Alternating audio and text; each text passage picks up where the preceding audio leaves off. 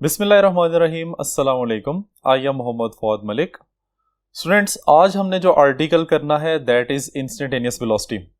Last जो हमने article किया था दैट वाज इंस्टेंटेनियस डिस्प्लेसमेंट, और हम इसमें सिंपल हार्मोनिक मोशन के लिए डिस्प्लेसमेंट, वेलोसिटी और एक्सेलरेशन के रिलेशंस को कैलकुलेट कर रहे हैं। तो आइए आज हमने आर्टिकल करना है इंस्टेंटेनियस वेलोसिटी। जी स्टूडेंट्स, तो ये वही डायग्राम हमने यहाँ पे बनाई हुई है जो कि हमने प्रीवियस लेक्चर में डिस्क्राइब की थी, जिसमें एक P point circumference of the circle के अलोंग मूव कर रहा है और उसका प्रोजेक्शन एन डायमीटर डी के ऊपर ऑसिलेट करता है। अब चूंकि हमने यहाँ पे वेलोसिटी की वैल्यू फाइंड करनी है, तो वेलोसिटी हमें पता है कि जब भी एक ऑब्जेक्ट सर्कुलर पाथ में मूव कर रहा होता है तो उसकी वेलोसिटी की direction tangent to the circle होती है, जो कि हमें यहाँ पी और डी लाइन से हमने रिप्रेजेंट किया हुआ है, which is given by the vector VP. ठीक है, फिर v इज द वेलोसिटी और p stand for particle p। अब हमने n की इंस्टेंटेनियस वेलोसिटी फाइंड करनी है, जिसको हमने v से यहां पे रिप्रेजेंट किया हुआ है। तो डायग्राम बिल्कुल एज इट इज है जिस तरह से हमने पहले डिस्क्राइब किया था। सर्कल का सेंटर o है, सर्कल का रेडियस जो है वो x0 के इक्वल है, और इनिशियल पोजीशन जहां से हम सिस्टम को स्टार्ट करते हैं दैट इज O1 पॉइंट। ठीक है, फिर कुछ टाइम इंटरवल के बाद P पॉइंट जो है वो मूव करता हुआ इस पोजीशन पे चला जाएगा, कॉरेस्पॉन्डिंग उसका प्रोजेक्शन जो है वो बिल्कुल उसके सामने इस जगह पे आ जाएगा। ठीक है, अब इस पॉइंट के ऊपर आपने देखना है कि n की वेलोसिटी की वैल्यू क्या होगी। तो आइए उसके लिए कैलकुलेशन करते हैं। अब चूंकि P पॉइंट सर्कुलर पाथ में मूव कर रहा है, तो वेलोसिटी का हम वो रिलेशन देखेंगे जो कि आपने चैप्टर नंबर 5 में पढ़ा था, which is the relation between linear and angular velocity। v is equal to r omega, जहां v velocity को रिप्रेजेंट कर रहा है, r उस सर्कल का रेडियस जिसमें पार्टिकल मूव कर रहा है, और ओमेगा उसकी एंगुलर वेलोसिटी आ जाएगी। लेकिन स्टूडेंट्स, हमारे केस के मुताबिक v वेलोसिटी जो है that is given by velocity of the point p, और r जो कि रेडियस ऑफ सर्कल है that is given by x0। तो ये दोनों वैल्यूज हम रिलेशन में पुट करेंगे तो हमारे पास वैल्यू आ जाएगी vp is equal to x0 omega. इसको मैं नाम दे देता हूं इक्वेशन नंबर 1 का। This is the velocity of the particle p, जो कि p से d के या अलोंग दिस टेंजेंट जो है वो लग रही है, लेकिन हमने वेलोसिटी फाइंड करनी है n की। स्टूडेंट्स, पिछले आर्टिकल में हमने ये बात की थी कि n डायामीटर के अलोंग ऑसिलेट करता है due to the circular motion of the point P। तो इस वजह से हम कह सकते हैं कि n की वेलोसिटी P पार्टिकल की वेलोसिटी का एक कंपोनेंट है। तो इस लिहाज से देखिए, हमने इस ट्राइंगल DNP के अंदर का एंगल फाइंड करना है। स्टूडेंट्स, आप लोगों को यह बात पता है कि रेडियस और टेंजेंट के दरमियान में एंगल 90 डिग्री होता है। ठीक है स्टूडेंट्स, इन दोनों लाइंस के दरमियान में टोटल एंगल कितना आ जाएगा 90। मुझे सिर्फ P के ऊपर बनने वाला एंगल चाहिए जो कि अपर ट्राइंगल के अंदर आ रहा है। ठीक है, अब अगर टोटल एंगल 90 है और नीचे वाला एंगल थीटा है, तो ऊपर वाला एंगल कितना बन जाएगा? टोटल एंगल में से आप थीटा की वैल्यू को माइनस कर दें, तो यहां पे ये जो एंगल बनेगा इसको हम लिख सकते हैं थीटा इज इक्वल टू, या इसको हम डिस्क्राइब करेंगे, एंगल जो यहां पे बन रहा है that is equal to total angle 90 minus इसमें से हो जाएगा थीटा। ठीक है स्टूडेंट्स, अब हमने इस ट्राइंगल को कंसीडर करना है और यहां से हमने v की वैल्यू फाइंड करनी है। कहता है कि कंसीडर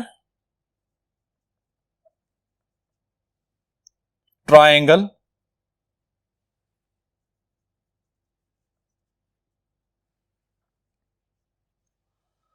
DNP।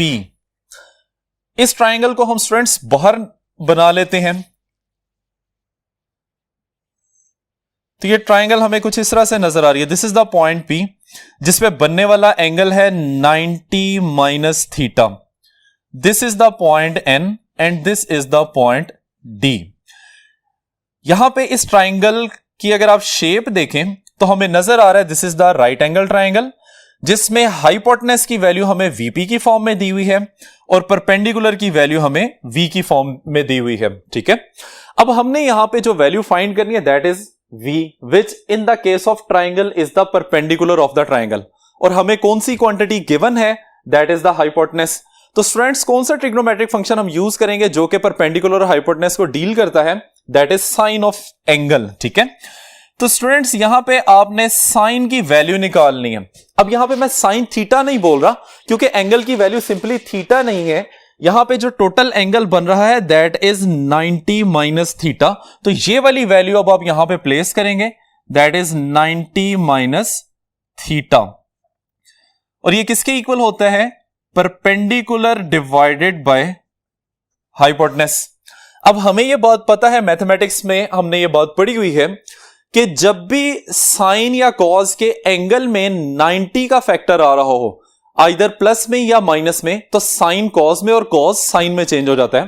तो इस वजह से ये वाली वैल्यू बन जाएगी cos of theta that is equal to, perpendicular की वैल्यू को हमने एनडी से रिप्रेजेंट किया हुआ है और हाइपोटेनस की वैल्यू को हमने पी डी से रिप्रेजेंट किया हुआ है, that is equal to N D किसके इक्वल है, v के इक्वल है, pd किसके इक्वल है, दैट इज vp, और यहां से हम वेलोसिटी की वैल्यू निकाल सकते हैं that is vp into cos of theta.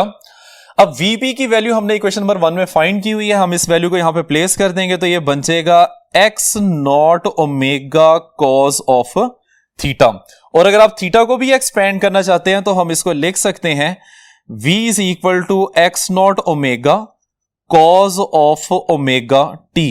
तो स्टूडेंट्स ये हमारे पास एक रिलेशन आ जाता है वेलोसिटी का, इसको हम नाम देते हैं इक्वेशन नंबर 2। इसी इक्वेशन में अगर आप कॉस की वैल्यू फाइंड करके पुट कर देंगे तो यही इक्वेशन आपका आंसर बन जाएगी। तो स्टूडेंट्स इसका मतलब ये हो गया कि अब आपने कॉस की वैल्यू फाइंड करनी है। तो उसके लिए कंसीडर करें ट्राइंगल ONP। ठीक है, अब ONP कौन सी ट्राइंगल है स्टूडेंट्स, ये आपको ये ट्राइंगल नजर आ रही है। अब इस ONP ट्राइंगल को हम यहां पे ड्रॉ कर लेते हैं,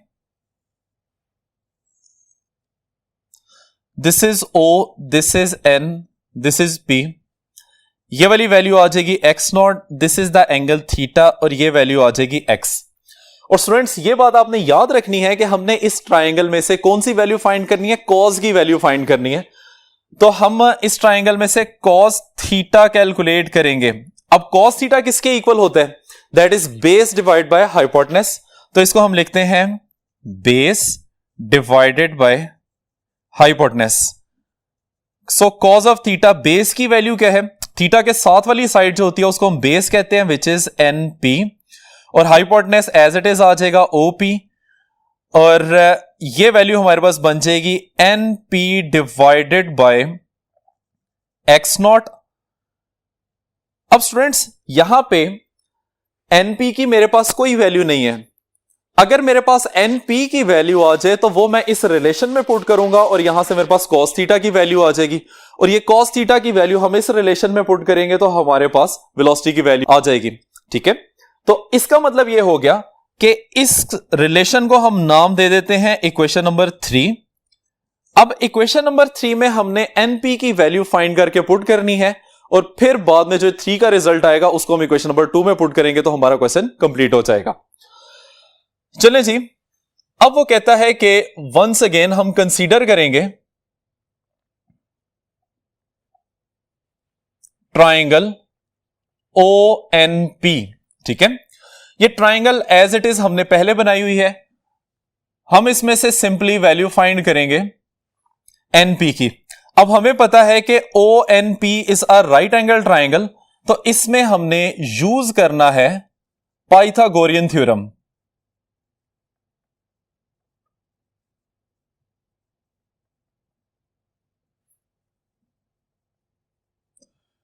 क्योंकि हमारे पास हाइपोटेनस भी है, हमारे पास परपेंडिकुलर भी है, जबकि हमने बेस की वैल्यू फाइंड करनी है। तो पाइथागोरियन थ्योरम के मुताबिक हम इसको लिख सकते हैं हाइपोटेनस का square that is equal to perpendicular square plus base square. अब हाइपोटेनस की वैल्यू क्या है, that is OP square, perpendicular की वैल्यू आ जाएगी O N square plus base की वैल्यू जो है वो एनपी, जिसकी हमने वैल्यू फाइंड करनी है। अब एनपी की वैल्यू हम फाइंड करते हैं तो इसमें रिजल्ट आ जाएगा NP whole square that is equal to OP whole square minus O N whole square. अब चूंकि हमने वैल्यू एनपी की फाइंड करनी है तो दोनों साइड पे स्क्वायर रूट ले लेते हैं। So NP is equal to under root of OP square minus O N square. अब ओपी की वैल्यू क्या है, एक्स नॉट, जबकि ओ एन की वैल्यू क्या है, एक्स के इक्वल है। So NP is equal to under root of x not square minus x square. ये हमारे पास स्टूडेंट एनपी की वैल्यू आ गई है, जिसको हम नाम देते हैं इक्वेशन नंबर 4, और इसको हमने कहां पे प्लेस करना है, इक्वेशन नंबर 3 में प्लेस करना है। आइए देखते हैं। Putting 4 in 3 we have cos of theta that is equal to NP की जगह उसकी वैल्यू प्लेस करेंगे, that is under root of x not square minus x square divided by x not. अब इस इक्वेशन को आपने पुट करना है प्रीवियस जो हमने इक्वेशन डिस्क्राइब की थी। यहां देखिए इक्वेशन नंबर 2, यहां पे हमने cos थीटा की जगह पे उसकी जो वैल्यू फाइंड की है उसको प्लेस करेंगे तो यही इक्वेशन हमें आंसर दे देगी। कहता है कि as v is equal to X not omega cos of theta, v is equal to X not omega as it is आ जाएगा, cos थीटा की जगह पे आप उसकी वैल्यू प्लेस कर दें, under root of x not square minus x square divided by x not. अब स्टूडेंट्स ये एक्स नॉट की वैल्यू इस एक्स नॉट से कैंसिल हो जाएगी और रिजल्ट हमारे पास आ जाएगा v is equal to omega under root of x not square minus x square. So this is the relation for the instantaneous velocity of the point n which is the projection of the point p। ठीक है, ये हमारे पास instantaneous velocity का relation आ जाता है। अब हम इसको डिस्क्राइब कर सकते हैं in terms of maximum velocity. तो in terms of maximum velocity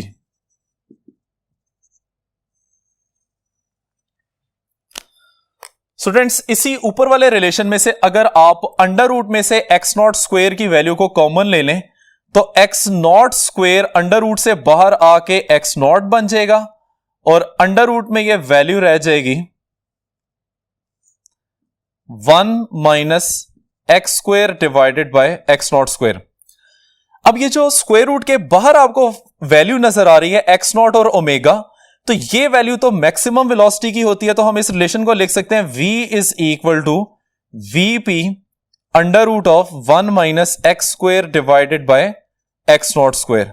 so this is the relation of instantaneous velocity with maximum velocity. और यहां पे लिख लीजिए because x not omega is equal to VP. ठीक है स्टूडेंट्स, अब आइए एक एनिमेशन देखते हैं जिससे हम वेलोसिटी की डिफरेंट वैल्यूज को डिस्क्राइब करेंगे। जी स्टूडेंट्स, ये हमारे पास एक हॉरिजॉन्टल मैस स्प्रिंग सिस्टम है। इनिशियली जिस जगह पे मैस है that is the rest position, या जिसको आप मीन पोजीशन कह सकते हैं।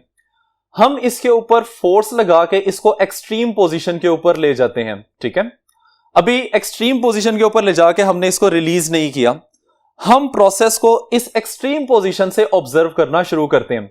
इनिशियली मैस हमारे हाथ में है तो कॉरेस्पॉन्डिंग इसकी वेलोसिटी क्या होगी, 0 के इक्वल होगी।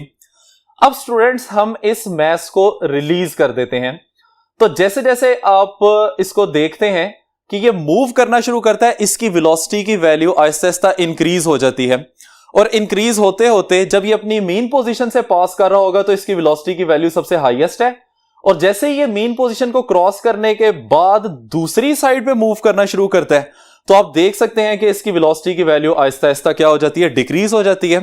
And at the other extreme position इसकी वेलोसिटी की वैल्यू क्या हो जाएगी, 0।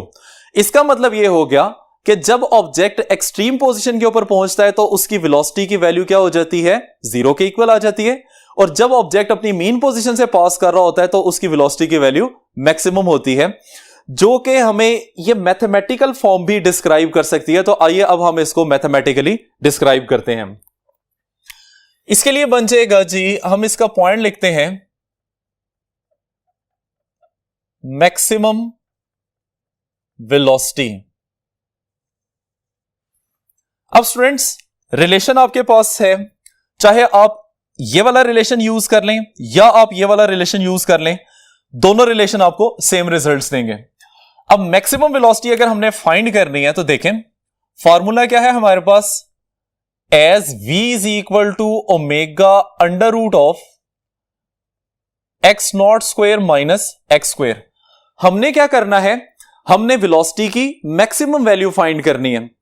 अब अगर आपने मैक्सिमम वैल्यू फाइंड करनी है तो जो वैल्यू सबट्रैक्ट हो रही है इसको आपको क्या करना पड़ेगा, 0, ताकि ये आंसर को कम से कम डिक्रीज करे और रिजल्ट जो आ रहा है इसका वो हमारे पास सबसे ज्यादा वैल्यू दे।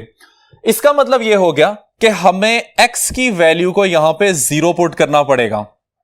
और स्टूडेंट्स, आपको तो क्लियरली पता है कि जब x की वैल्यू 0 होती है तो इसका मतलब है कि ऑब्जेक्ट अपनी मीन पोजीशन से पास कर रहा है। तो यहां पे हम पॉइंट लिख लेते हैं कि this is the position of mean और इक्विलिब्रियम। ठीक है स्टूडेंट्स, अब जब x की वैल्यू आप इस फॉर्मूला में 0 पुट करेंगे तो रिजल्ट किसके इक्वल आ जाएगा, v is equal to omega under root of x not square minus 0, जिसको हम लिख सकते हैं omega under root of x not square, क्योंकि 0 तो खत्म हो जाएगा। अब स्क्वायर रूट से यहां पे कैंसिल हो जाएगा और v की वैल्यू किसके इक्वल आ जाएगी, एक्स नॉट ओमेगा। और स्टूडेंट्स, अभी हम ये बात डिस्क्राइब करके हैं कि x not omega is the value of maximum velocity. तो यहां से रिजल्ट हमारे पास बन जाएगा कि इस वैल्यू को हम v p लिख सकते हैं, and this is the maximum velocity.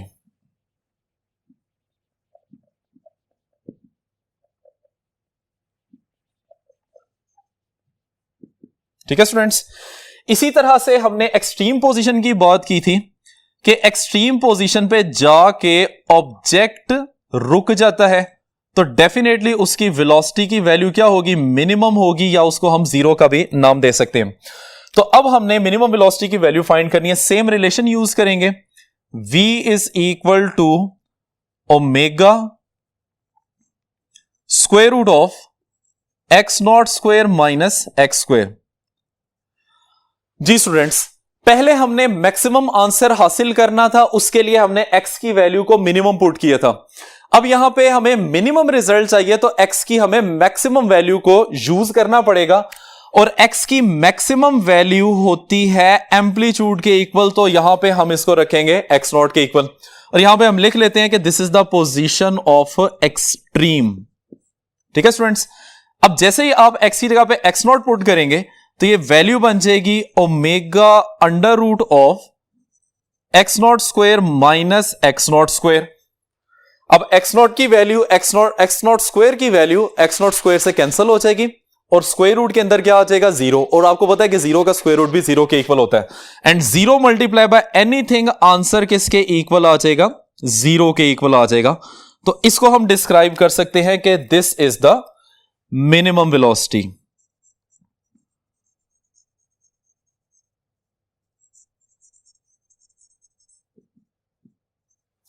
ठीक है स्टूडेंट्स, तो यहां तक था आज का हमारा आर्टिकल। उम्मीद है कि आपको समझ आ गया होगा। इजाजत चाहते हैं, अल्लाह हाफिज।